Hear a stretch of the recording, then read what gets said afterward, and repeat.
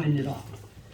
대내외적으로 어려운 시기에 이유를 불문하고 시의회와 집행부 간 발생한 여러 논란으로 인해 시민 여러분께 심려를 끼쳐드린 점 의장으로서 송구스러운 말씀을 드립니다.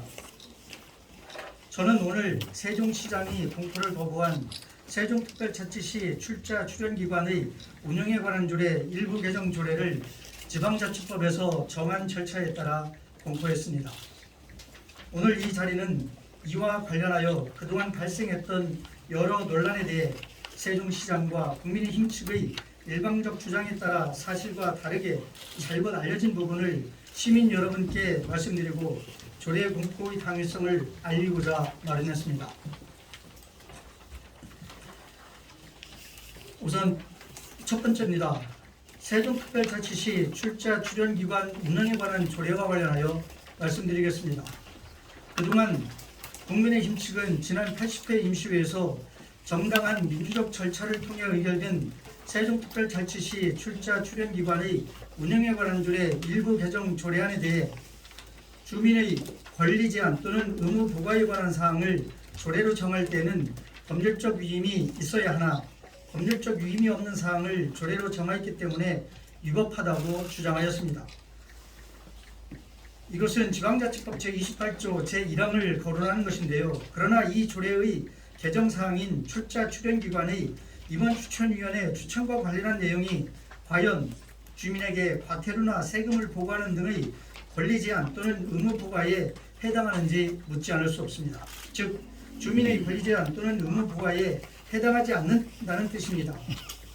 또한 이에 대한 사항은 논외로 하더라도 지방출자출연법 제4조에는 기관의 운영 등에 관한 기본적인 사항은 해당 지방자치단체의 조례로 정한다고 명시하고 있어 이 조례 개정의 법률적 근거가 명백하다는 점을 말씀드립니다. 두 번째입니다. 세종시장의 제2의 요구와 관련해서 말씀드립니다. 세종시장은 지난 80일의 임시회에 이 개정 조례안과 관련하여 임직원에 관한 사항을 조례로 정하는 것은 운영기관의 자율성과 독립성을 저해할 수 있다는 이유를 들어 제2요구했습니다.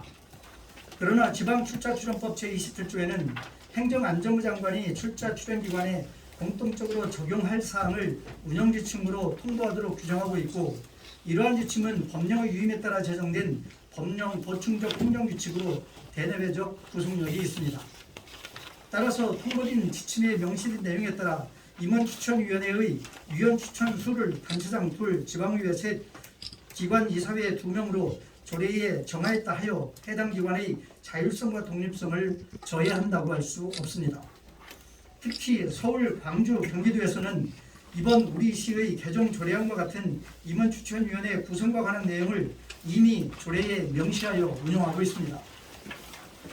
세 번째입니다. 제6호권 파견 사항과 관련하여 말씀드리겠습니다.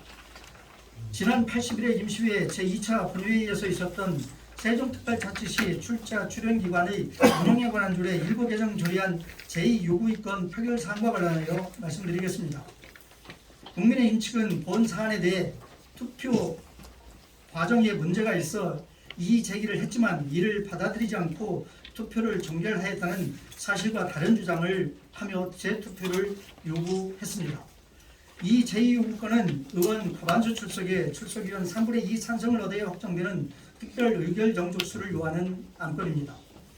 이에 저는 의장으로서 투표에 앞서 전자투표 방식과 찬반 변경 방법에 대해 상세히 설명한 후 투표를 진행하였고 투표 종료 선언 전에는 충분한 시간을 두고 여러 차례 투표 완료 여부를 확인한 후 투표 종료를 선언했습니다. 세종시의회 회의규칙 제50조에 의하면 투표 기기의 고장 등 특별한 사정이 있는 경우에는 다른 투표 방법을 진행할 수 있도록 상세히 규정하고 있습니다.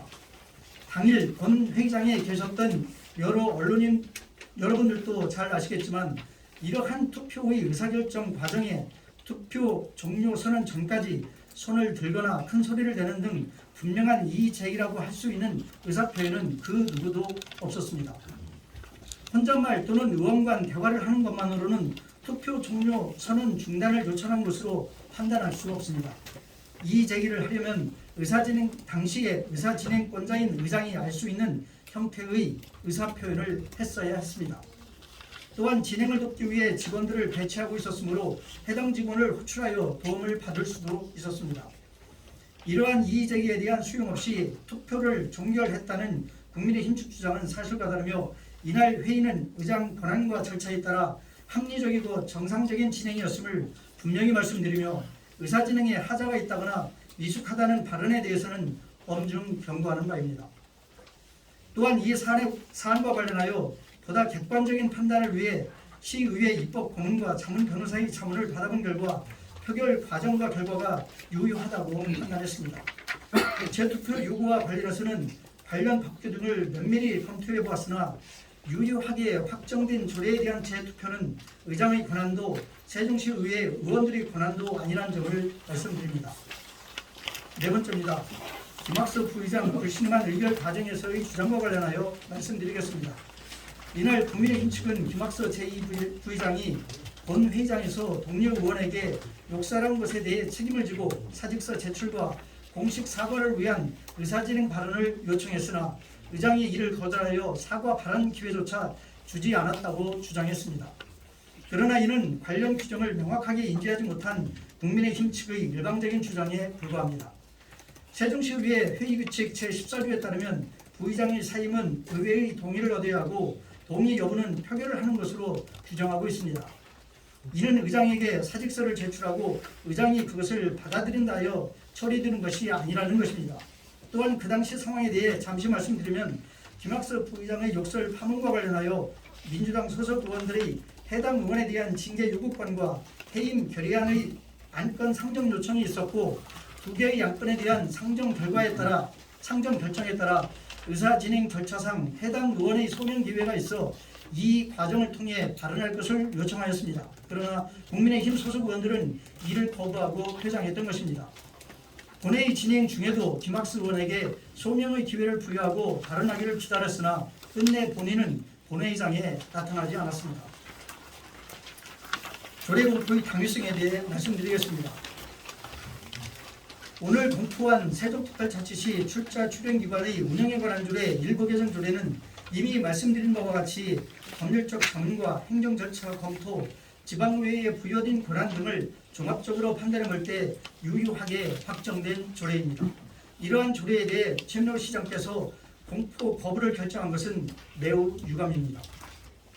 지방자치법 제32조에 따르면 확정된 조례가 지방자치단체장에게 이송된 후 5일 이내에 공포하지 아니하면 지방의회 의장이 공포한다고 규정되어 있습니다.